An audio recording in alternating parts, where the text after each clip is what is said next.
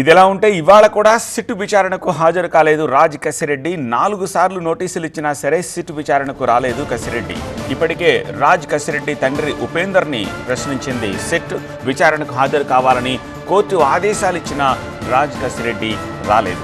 విచారణకు రాకపోవడంపై కోర్టు దృష్టికి తీసుకెళ్లే యోచనలో సిట్ ఉంది. అయితే లిక్కర్ మామూళ్ల వసూళ్ల నెట్వర్క్లో కీలక నిందితుడిగా ఆరోపణలు ఎదుర్కొంటోన్న రాజ్ కసిరెడ్డి నెక్స్ట్ ఏం చేస్తారు అనేది చూడాల్సిన అవసరం కనిపిస్తోంది.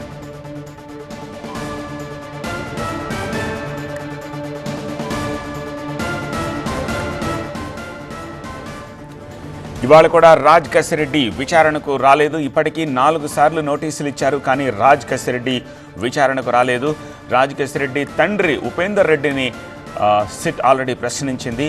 అయితే విచారణకు రావాలని కోర్టు ఆదేశాలు ఇచ్చినా సరే రాజ్ కసిరెడ్డి విచారణకు రాలేదని తెలుస్తోంది. విచారణకు రాకపోవడంపై ఇప్పుడు కోర్టు దృష్టికి తీసుకెళ్లే యోచనలో ఉంది సిట్.